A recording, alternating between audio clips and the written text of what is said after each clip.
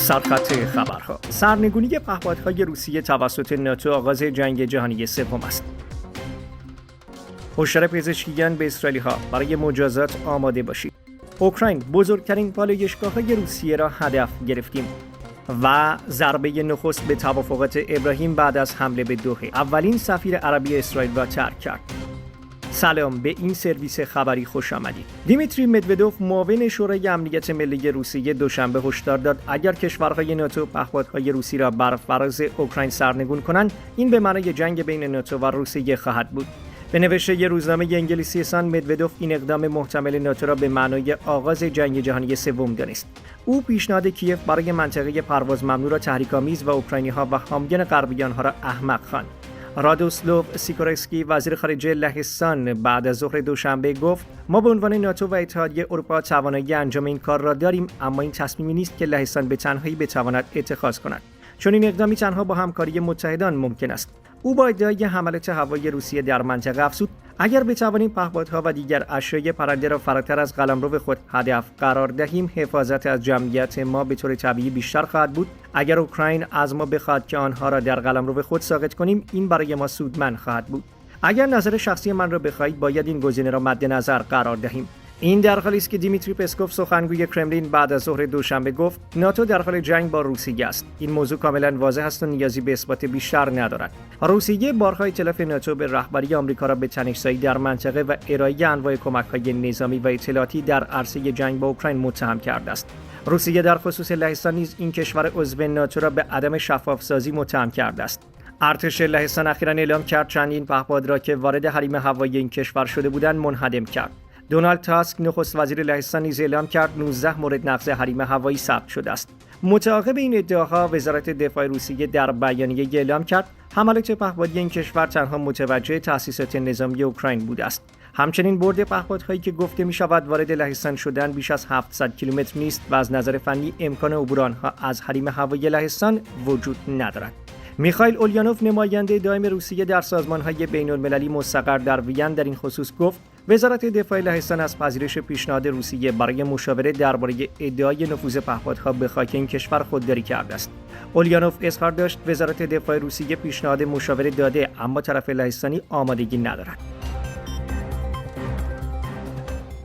مسعود پزشکیان رئیس جمهور ایران بعد از ظهر دوشنبه در نشست استراتژی سران کشورهای اسلامی و اتحادیه عرب که به منظور اتخاذ موضع واحد در برابر جنایات اسرائیل در حال برگزاری بود گفت اسرائیل علیه حاکمیت، کرامت و آینده ما اعلان جنگ کرده است. ما در پاسخ اعلام می‌کنیم ما مرعوب نخواهیم شد، متفرق نخواهیم شد و ساکت نخواهیم ماند. از خاکستر غزه عدالت برخواهد خواست. از آوار ساختمان‌های تخریب شده در دوحه، بیروت، تهران، دمشق و صنعا نظمی نو پدیدار خواهد شد. نظمی نه مبتنی بر ریاکاری بلکه بر وحدت اسلامی. همچنین پزشکیان گفت حمله به دوحه نشانه قدرت نبود بلکه اثر ناامیدی و استیصال بود. رژیمی که به موقعیت خود اطمینان دارد نیازی به بمباران مذاکره کنندگان ندارد. شما از هر خط قرمزی عبور کرده اید، اما ناخواسته کار مهم دیگری هم کرده اید. اراده جمعی امت اسلامی را بیدار کرده اید. مظلوم نمایی و قربانی نمایی شما دیگر نخنما و بی‌اثر شده است. اسرائیل علیه حاکمیت، کرامت و آینده ما اعلام جنگ کرده است و ما در پاسخ میگوییم ما ساکت نخواهیم ماند. شما باید مجازات و پاسخگو باشید.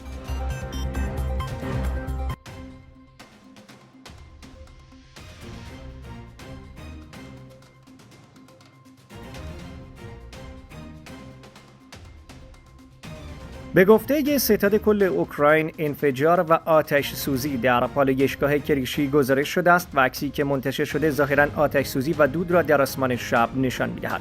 مقامات نظامی اوکراین میگویند حمله پهپادی ارتش این کشور در بامداد یکشنبه به پالایشگاه کریشی در شمال غربی لنینگراد، یکی از بزرگترین پالایشگاه‌های نفتی روسیه، باعث انفجار و آتش سوزی شده است. این تأسیسات که توسط غول نفتی روسی اداره می‌شود، سالانه نزدیک به 18 میلیون تن نفت خام تولید می‌کند و یکی از سه تأسیسات برتر روسیه از نظر میزان تولید است. به گفته ستاد کل اوکراین، انفجار در این پالایشگاه دیده می‌شود. مقامات روسی میگویند آنها بیش از 80 پهپاد اوکراینی را در ساعات اولیه روز یکشنبه در آسمان سراسر کشور رهگیری کردند. الکساندر دروزدنکو فرماندار لنینگراد گفت 3 پهپاد در بالای منطقه کریشی سقوط کرده و میگوید آتش سوزی ناشی از فرو افتادن لاشه این پهپادها بوده است. او خاطر نشان کرد هیچ غیر نظامی در حملات پهپادی اوکراین زخمی یا کشته نشدند و افزود آتش‌سوزی نیز مهار و خاموش شده است. این حمله تنها یک روز پس از آن اتفاق افتاد که دونالد ترامپ رئیس جمهور آمریکا هشدارهای قبلی خود در مورد پیامدهای جدی برای کشورهایی که همچنان نفت روسیه را خریداری می‌کنند تشدید کرد.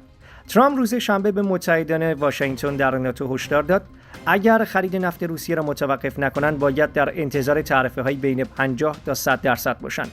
47مین رئیس جمهور ایالات متحده آمریکا میگوید مهم است تا درآمد روسیه از محل صدور سوختهای فسیلی را که یکی از منابع اصلی تامین هزینه جنگ است قطع کنیم تا مسکو مجبور شود به میز مذاکره بنشیند. معارف اعلام کرد سفیر بحرین اقدام به ترک سرزمین‌های اشغالی کرده که دولت این کشور تاکنون هیچ جایگزینی برای وی در اسرائیل منصوب نکرده است.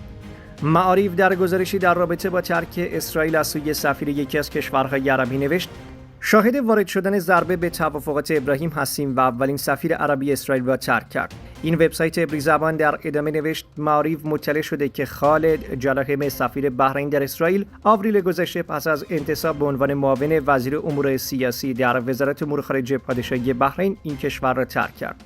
به گفته معارف از زمان عزیمت او هیچ سفیر جایگزین کاملی منصوب نشده است و سفارت همچنان از طریق یک دیپلمات جوانتر به فعالیت خود ادامه می‌دهد. در ماه‌های اخیر فشار عمومی و سیاسی بر بحرین پس از جنگ در غزه افزایش یافته است.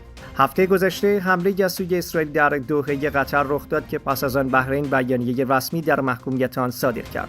به گفته رسانه‌های عبری زبان حمله ناکام اسرائیل به دوحه تبعات و پیامدهای بلند مدتی خواهد داشت که گریبانگیر اسرائیل خواهد شد. سپاسگزاریم از این کتاب با ما همراه